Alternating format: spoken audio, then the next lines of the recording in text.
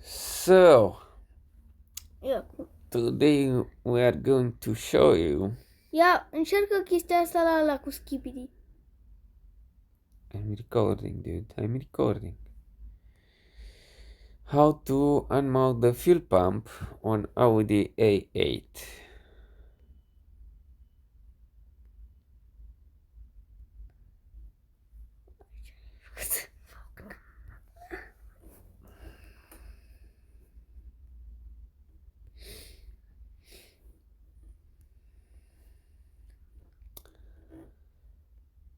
Okay, so this is a whole ensemble of the fuel reservoir. Now we can see that the fuel pump is quite big. To unmount it first, we need to take this big screw here, 24, which actually keeps the whole pump in place. Also, we have to unmount the screw number 10. Take all the pipes off, including the one number 12.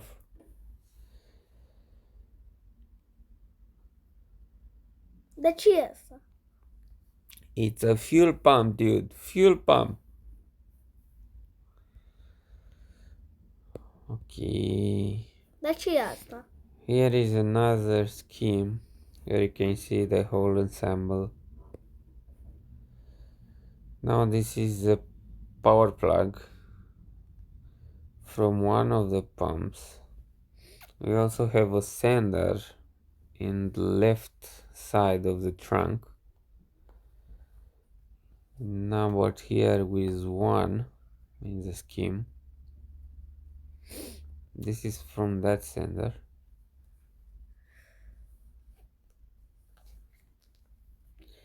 Now this is one part of how we putting it back inside. We Ce e have asta? some movement there. We have to be careful and have a lot of patience. Ce asta? This is how we put back the fuel pump, the whole ensemble of the fuel pump. Ce faci, mă? De ce vorbești engleză azi?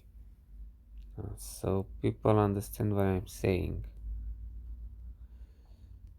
And this is from the beginning. We have to insert it slowly so it can fit. We have some sort of a rotation movement so we can put it inside. No force is needed, we just slide it easily, rotating it as you can see in the filming. Ce faci, mă? Ce sunt? This is the inside of the reservoir of the fuel pump. Ce încerci, mă, You Bogdan? can see there is a whole lot of hoses inside, so this pump is actually vacuuming all those hoses, so it will suck everything from the bottom of the tank, left side and right side, because we don't have a transfer fuel pump. This is a quattro engine, so we have a very strange fuel reservoir which actually goes over the transmission from the back side of the car. And because these two sides of the reservoir are quite separately, we need either a transfer fuel pump or this type of vacuum system that was pretty smart done by Bă, ce tot faci? people from the Audi. Ce faci, mă? Can you let me speak? I'm filming, dude. I'm filming. Jesus Christ. Okay, so these are some pictures. That is, let's say, the constant level of the aspiration of the whole fuel pump, we can see in the bottom, middle bottom, a screw. That's where that big screw is actually mounted. Now there is another picture. You can see the bottom of the tank. All those hoses are actually attached to the bottom of the tank, and it actually sucks all the fuel inside. That's why the fuel pump has two um, cylinders, from where one is bigger than the others, where you can actually suck the fuel. When the tank goes about a quarter, sometimes the gauges doesn't indicate quite exactly the fuel level, which is because of the special form of the tank that goes over the back transmission. Now you can see another pictures of the bottom of the tank from different angles. This is a fuel pump unmounted after we took the bath. We took it out of the car. We extracted the practical fuel pump, and you can see there is a hole inside after removing the pump. There is another picture of where the connectors goes.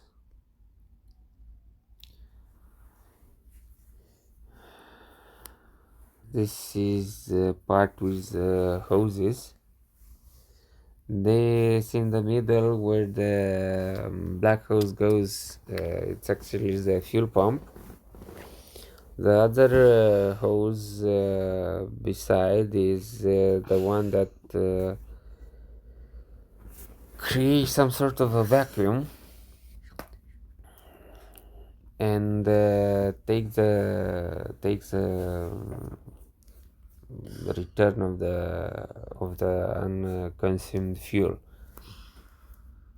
Now I have this special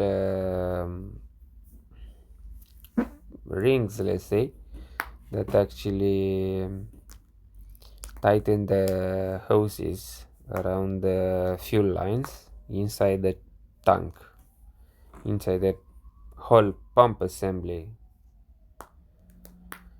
We will see further the actual form of the whole system. Now, to clip these rings, we use some not very special tools. So you can find it everywhere on the internet actually, so you can buy it. It's very cheap. We find different ring diameters. After taking the original rings out, we measure to see that the rings we use are actually very good fitted around the hoses. We can see here the Titan rings used. There are 170 diameters.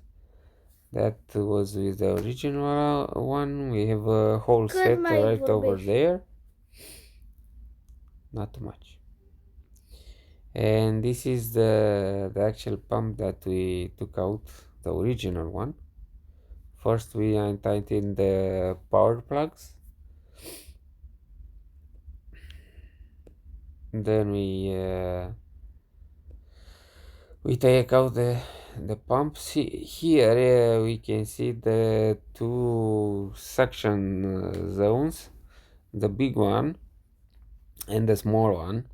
When the tank goes almost empty, the big one does not suck anything, only the small one functions, and we will see that nothing will, no fuel will come back on the returning hoses. It's actually quite smart realized. This one is a video pump. We can find it in the internet, and we also find it on eBay. Usually the fuel pumps on every car are only with one suction zone. This one has two, so we have to be careful when we water it, because otherwise it will not function properly. This is also the plastic system where the pump goes. Now you can see there is where we took it out. Here we can see more pictures of the inside of that system. We can see also where those suction holes goes.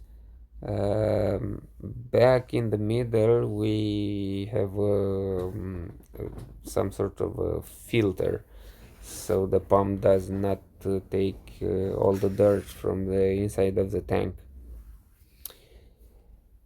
This is the filter I was talking about earlier. Preferably we use some gloves also to protect ourselves from the fuel which can attack our skin, and also we do not contaminate the filter and the pump. So I also use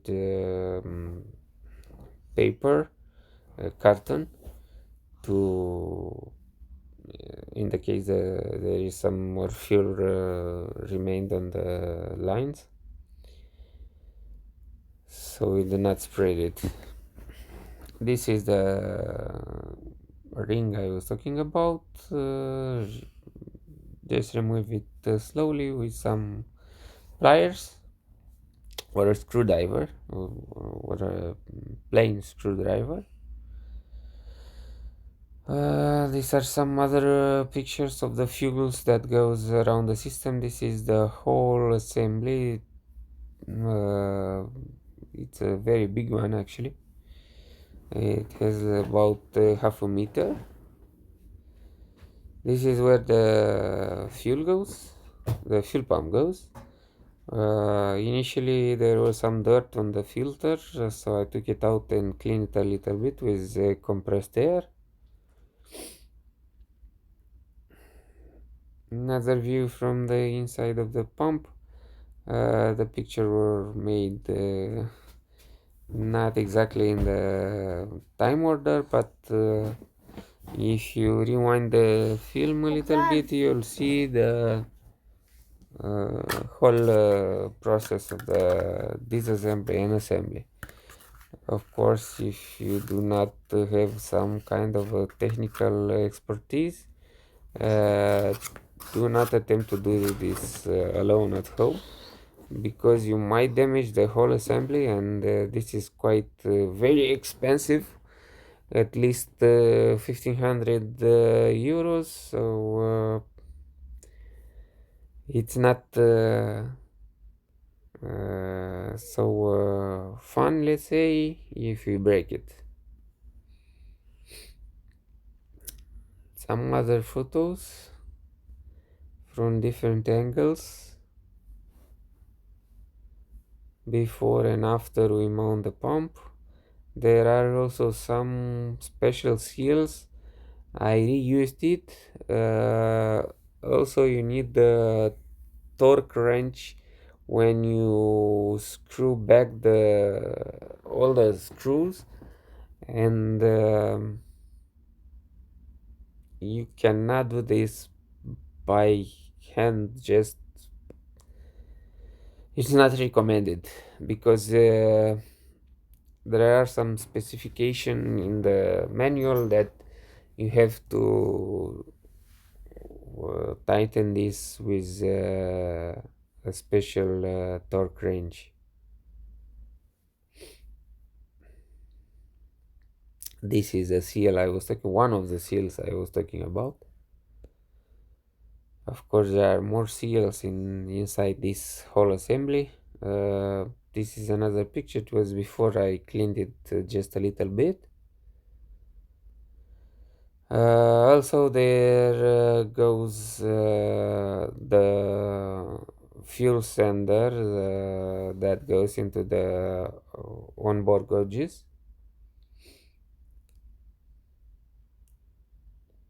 This is another picture of the lower part, the whole assembly put back together.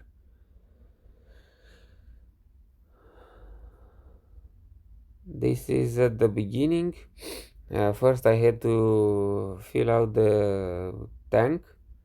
I took out the return hose, put another hose into a canister, start the engine. So the pump, the initial pump that was quite damaged, will push the fuel to the front of the car, the engine, and the fuel that that was not consumed goes back on the return hose and into a canister. So this way we take all the fuel from the tank out, because we cannot work inside the tank if the tank is almost full or half full. In this case was pretty much full because the fuel pump that did not make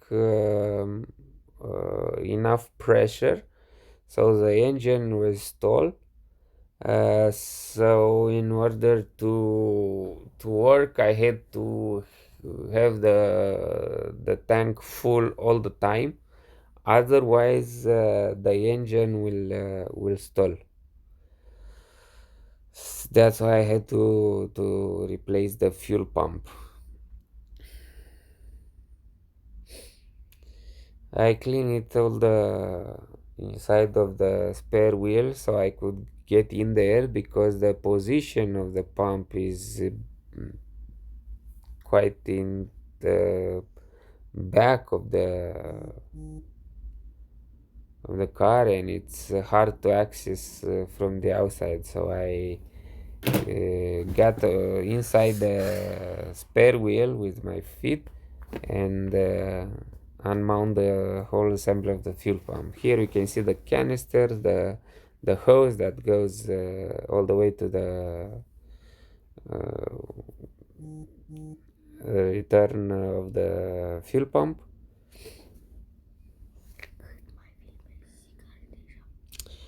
Uh, this is a initial view of the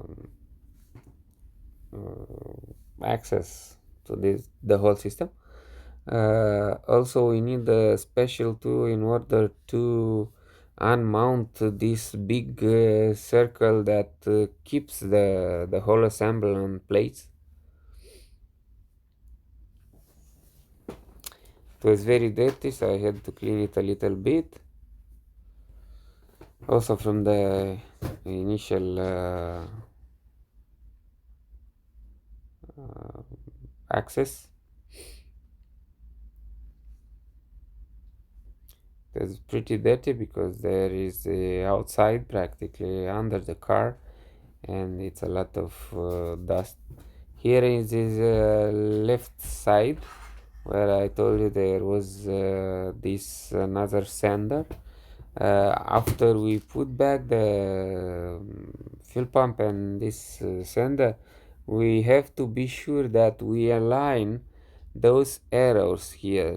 As you can see, there is an arrow that point towards the chassis and at the tank actually, and another arrow on the tank that goes towards the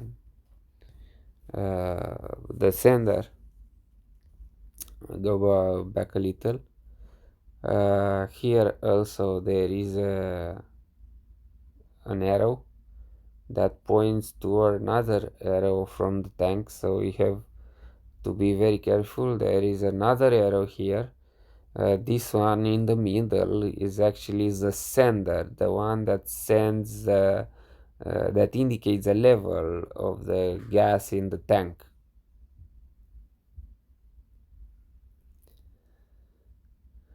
See, there is these arrows here that we need to align.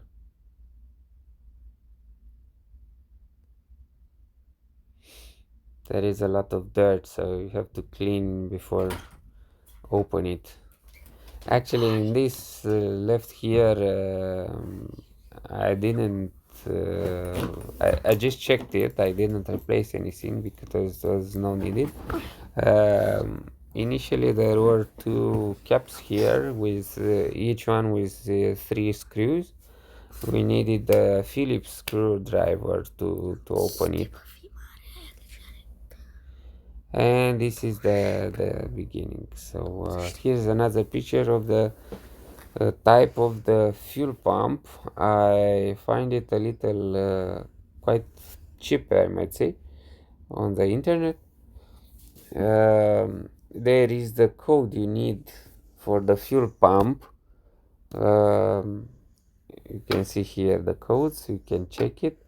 This is Continental, which actually bought video, but inside you're gonna find a video pump. It was quite strange, I must say, also for me. There is another code here that you can use. You won't have an actual Audi code, but product code.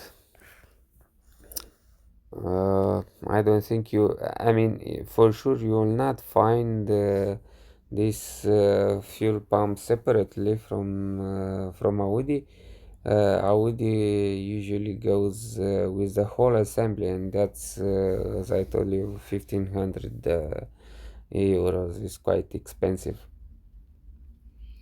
Now this is a pump seal that I received in the package. It is the right pump, as you can see. It's almost identical to the one we took out. I first checked it and made some photos because if it was not right, I could not send it back if the seal was broken. As you can see, inside it's a video pump, even if the outside the package is Continental. Continental actually bought video. As you can see, the two suction points here. So it's exactly the same pump as the one. Here is another code. Okay, we can find it stamped on the actual pump. This is the actual code that we need, and also the quad code here. So it's actually an original pump. It was about 100 euro. Another code here. You also see the online site of Continental. Here you can also see the right code. It was all made in German. The original kit you can find here with the Audi code. It's a kit. It was around 268, the one with the seals. But I didn't change it, so and it works perfectly. So I hope it was useful for you, and if you have any questions, I think you can leave it on the comments section area. The rest is history, I may say. Please subscribe and like. So good luck.